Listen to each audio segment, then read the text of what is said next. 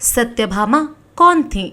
सत्यभामा श्री कृष्ण की 8 प्रमुख पत्नियों रुक्मणी, भद्रा, जामवंती, कालिंदी, मित्रबिंदा, लक्ष्मणा, सत्या में से एक थीं, जबकि कृष्ण की 3 महारानियों में प्रमुख थीं।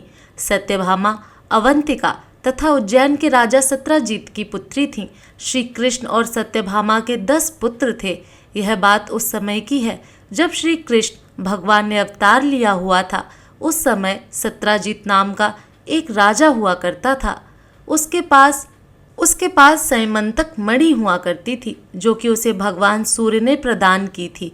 उस मणि का यह विधान था कि उससे प्रत्येक दिन सोना निकलता था। एक बार सत्राजीत का भाई प्रसेन उसे गले में धारण करके शिकार खेलने वन में चला गया।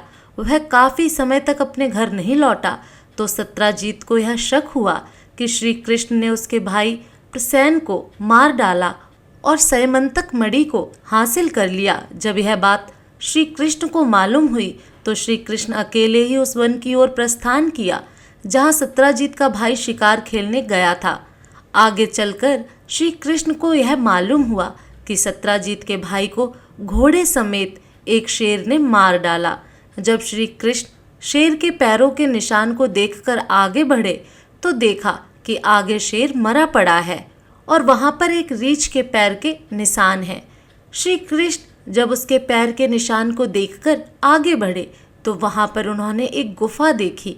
उस गुफा में श्री राम अवतार के समय के जामवंत जी रहते थे।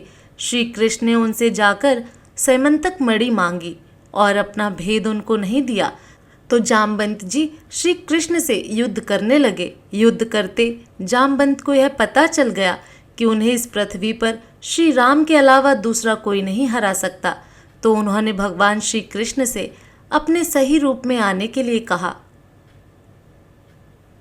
श्री कृष्ण भगवान ने जामवंत जी को वहां श्री राम के रूप में दर्शन कराए।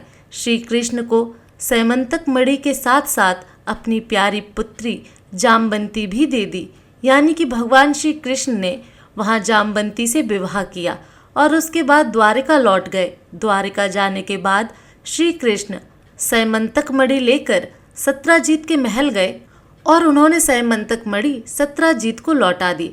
तब सत्राजीत बहुत ही लज्जित हो गया। उसने वह मणि श्री कृष्ण को उपहार स्वरूप देना चाहा, परंतु श्री कृष्ण ने उसे यह कहकर मना कर दिया कि आप सूर्य भगवान के सेवक हैं, उन्होंने आपको यह सैमंतक मणि दी है, अब आपसे मैं यह मणि नहीं ले सकता। तब सत्राजीत और भी लज्जित हो गया, तो उसने ज़्यादा कुछ नहीं सोचकर अपनी पुत्री सत्यभामा का विवाह श्री कृष्ण से कर दिया। सत्यभामा बहुत ही सुंदर कन्या थी और सत्यभामा में सारे सद्गुण विद्यमान थे। एक बार जब सत्यभामा को घमंड हो गया था कि श्री कृष्ण को उनके अलावा और कोई अधिक प्रेम नहीं करता, जब यह बात श्री कृष्ण को पता चली तो उन्होंने उनका घमंड दूर करने के लिए एक लीला रचाई। उस समय नरकासुर का स्वर्गलोक पर बहुत ही आतंक था।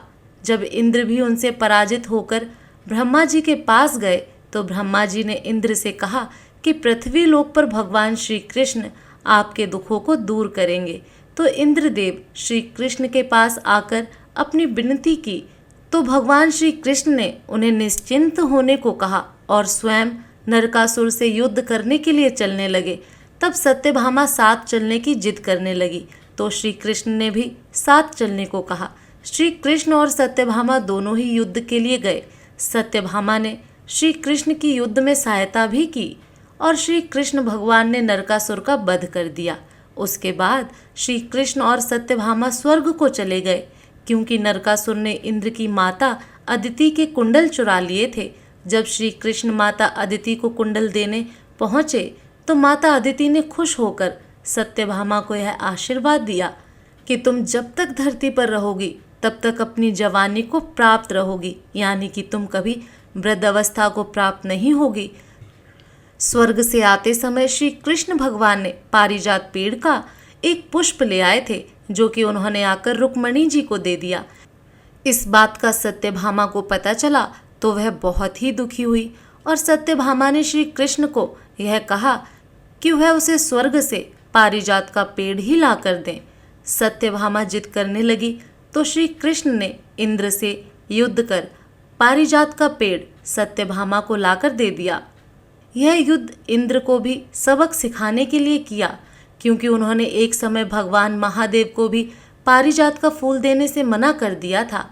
इसलिए भगवान श्री कृष्ण ने इंद्र का भी घमंड तोड़ने के लिए यह युद्ध किया। पारिजात के पेड़ को देखकर सत्यभामा बहुत ही खुश हो गई और इस खुशी में सत्यभामा ने पुंडरीक व्रत करने का आह्वान किया और उनके पुरोहित नारद जी बने। नारद जी ने सत्यभामा को यह कहा कि यह व्रत तभी फलित होगा जब आप अपने मन की सबसे बड़ी और प्यारी चीज दान में दें। तो सत्यभामा ने श्री कृष्ण के अलावा सबसे ज्यादा न चाहने पर उन्होंने श्री कृष्ण के बारे में ही कहा कि सबसे प्यारी यही वस्तु है।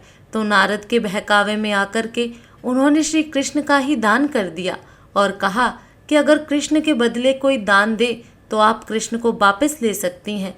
तो सत्यभामा मान गई और कृष्ण का दान कर दिया। नारद जी को उसके बाद सत्यभामा धन के अहंकार में आकर श्री कृष्ण भगवान को तौलने लगी तो कृष्ण का पलड़ा हर बार भारी रह जाता, पर कृष्ण के वजन के बराबर सोना, हीरे, मोती, माणिक्य नहीं होते।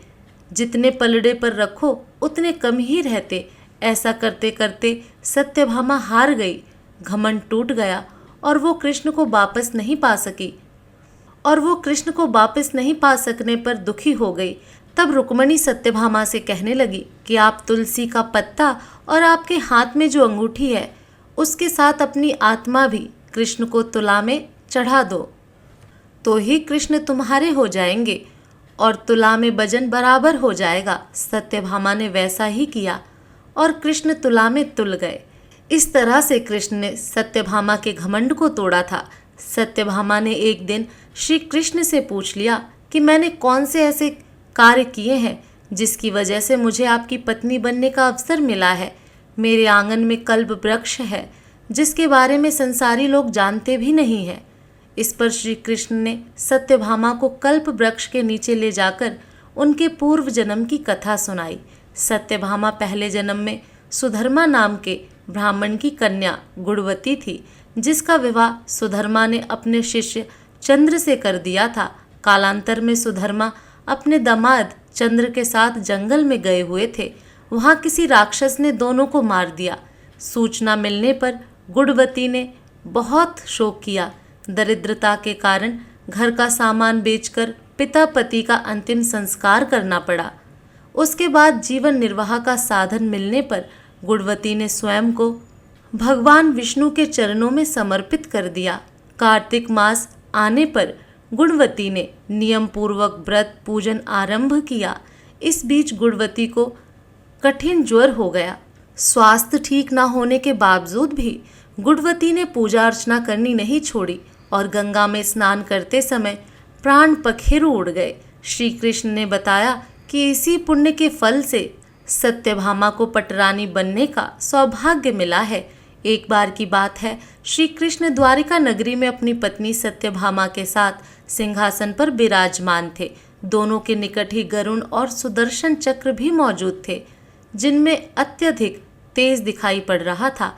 पास में बैठी सत्यभामा ने श्री कृष्ण से बातों बातों में सवाल किया कि हे प्रभु, जब आपने त्रेता युग में राम अवतार लिया था तब आपकी पत्नी सीता थीं, क्या वे मुझसे भी अधिक सुंदर थीं? श्री कृष्ण सत्यभामा की बातों से तुरंत यह समझ चुके थे कि उन्हें अपनी सुंदरता का अहंकार हो चला है। फिर पास में बैठे गरुड़ बोले, प्रभु, क्या कोई मुझसे भी अधिक तीव्र उड़ सकता है? इस पर सुदर्शन चक्र कैसे चुप रहता। वह भी बोला कि प्रभु, मैंने तो आपको कितने ही युद्धों में विजय प्राप्त करवाई है, क्या भला कोई संसार में मुझसे अधिक शक्तिशाली है? श्री कृष्ण तो स्वयं ही ईश्वर थे। उन्हें यह भाप पाने में तनिक भी देरी न लगी कि इन तीनों को खुद पर अहंकार हो गया है।